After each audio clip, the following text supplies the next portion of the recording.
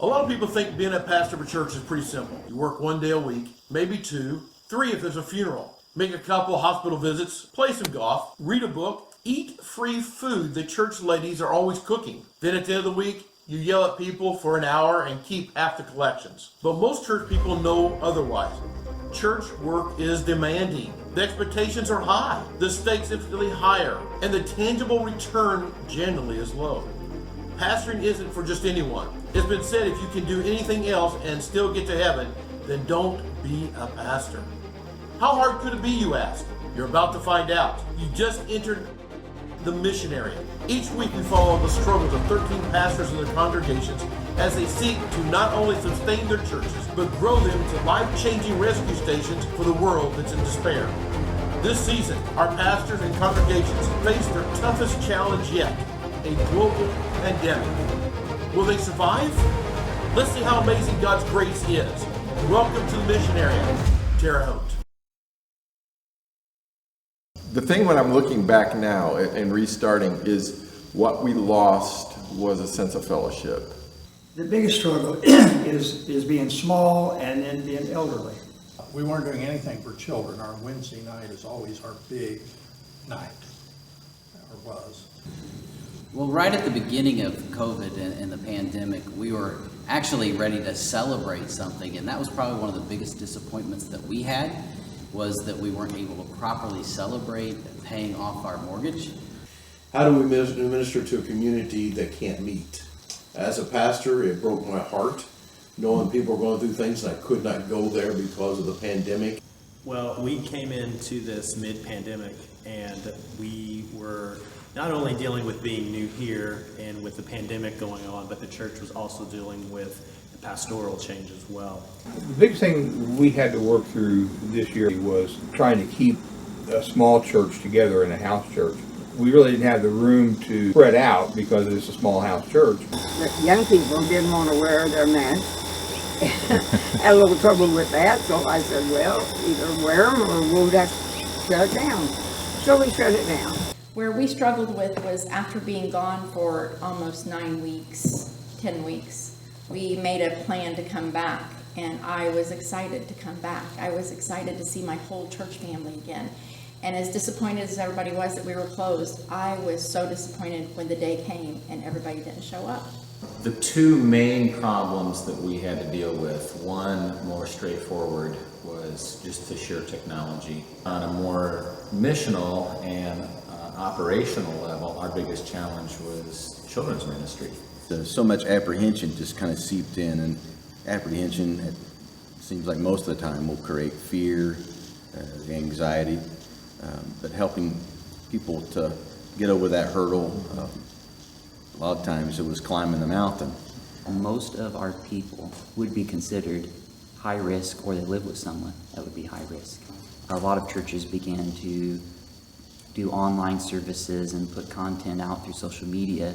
Most of our people, however, don't even have smartphones or computers. The big hindrance that we had here was our lack of internet. And we had internet, but yet the speed was pretty slow. And so as with that, we weren't able to do any kind of online presence, really. We call it a virtual hello. And it'll be announced during the morning worship. Today our virtual hello is for so-and-so. And after the service, those who want to go in there and actually the camera's set up and they'll make a statement to the person. Somebody from the nursing home will walk in with a laptop, put that thumb drive in, and they'd get these hellos from these people that they hadn't been connected with for a long time. We've had a couple of people that I know were personally saved. One in COVID was dying in the hospital. He lay there for 8 hours in the ER, isolated by himself in the darkness, and started calling out to God. So he's a man in his 70s. And started praying, God help me, get me through this. And family said, can you call him? And I think God and him had already had 3/4 of the connection done before I ever made the phone call. I talked to him once just to talk to him, ask how he's doing. He said, this COVID thing's real. So then on the next phone call, we got more into it. What does it take to be saved? And led him through the plan of salvation. And he prayed the prayer with me. A nurse would go in and FaceTime with him too. So we were all together in FaceTime. So they were listening in on one phone while I prayed with him on another phone before they put him on the ventilator. So I was in the last conversation with him before that actually occurred. When you're 80, 90 years old, you've about seen everything. So you just kind of go with the flow, and I'm 74. I've just learned that you just kind of learn to go with the flow, and you don't fight it. We've got a young couple that's not married, CORY and CORY. They live right behind the church over here on the next street over. And they've been coming faithfully every Sunday. Asked me if I'd marry them and want counseling and this and that. They've been here, and it's just been that's been the one positive thing of the whole church here. This young couple has really been, and I notice it on Sunday morning. They all get up and go over and shake hands, say good morning, Corey. I mean, they're excited about that. I just tell them to love on people. Even in old age, we can bear fruit. My wife devised a program called Tremendous Tuesdays, and she broadcast kids' songs, a Bible story. She played piano, sang. We had 80-some listeners. Normally, I have some people who go to a bookstore that opens at midnight and has discounts on books, and they buy $500, $600, $700 worth of books, children's books. And when Santa Claus comes to the square, every kid gets a book, courtesy of the people of this church. Well, the town canceled Santa Claus coming to the square. So we did a Rudolph drop and put a thing in the paper that since Santa wasn't going to be visiting Cloverdale prior to Christmas, but Santa Claus put all the books in the garage of the Cloverdale Nazarene Church if you'll drive through. So we had the door open, and in the rain, and kids in elf costumes, we took books out to people in the car and had 200 and some kids we touched that time. We had different people in the church reading Christmas stories and putting those online so our children could hear the people, the familiar voices of church that they knew, reading to them some of these wonderful stories. Is we had everybody in the church that would make snow angels and send them in on our Facebook page, and we're able to identify different ones, and we had the youngest to the oldest outside in the snow making snow angels. We were able to do some baptisms this year, and a 10-year-old girl that just absolutely loves God, the mother of this one that was baptized. She's recently gone through a couple different types of cancer, and we were able to see this 10-year-old came up and sang just a wonderful song, a testament to the beauty and strength of God in those times. And then on the other side, we were able to celebrate the baptism of a 90-year-old lady, the sweetest lady that you'd ever see, and we have seen the full range of what God is able to do. It really forced us to disciple and to talk to people outside the four walls. Folks who come to church come back and say, I'm talking to this person, and they're talking to this person. So in other words, you're discipling. Light bulb all of a sudden will just come on. I am discipling. Yes, you are discipling. Raymond French was 84 years of age. And Raymond had come to church with his wife Carol. His personality was a little different. And on a Sunday morning, we preached about the love of Christ. Before I even did the altar call, Raymond gets up, and he can't stand and walk real well. And so he come up to the front, we put a chair down, and I asked him, I said, so what do you want? And he says, I want what you just said. I want Jesus in my heart. I want to know that I'm going to heaven. And so he gave his life to Jesus that day. I have seen people grow in the Lord. I've seen people give up addictions. I have seen people give up their former ways of life. I have seen these altars being used. We've had several people come to know Jesus as their personal Savior this year. And we've also had outreaches into the community. We've had a prayer caravan outreach where we were making cards to some people who were not able to attend church. Currently doing outreach now with the homeless shelter and being able to send certain supplies for them. We participated in the Appalachia Reach Out and also supplied certain supplies for that as well. And we have just been being as strong as we can in fellowship and in love and encouragement with each other here at the church. One of the things that we did do this year to kind of begin to reach out was we actually, we got one of those ads from a company where you can get your name and stuff on a pin. And so we have the church's name and phone number, and one of the ladies in church, Betsy, is very good about handing those pins out. In fact, a lot of the restaurants that she goes to, she's become known as the pin lady. And people are always coming up and asking her for pins with the church's name on it. So we're actually getting a lot of coverage through all those pins. She also works with a group of people who make mats for homeless people out of the plastic grocery bags. And they hand out these to the homeless. And we ordered a group of, or a bunch of New Testaments to go with that. We pay $30 a month to the Compassionate Ministry Project. For a church that runs 10 or 12 people, you don't have hundreds of dollars to send to the missions, but we can do something. And that's always been a focus of our church, is to do something.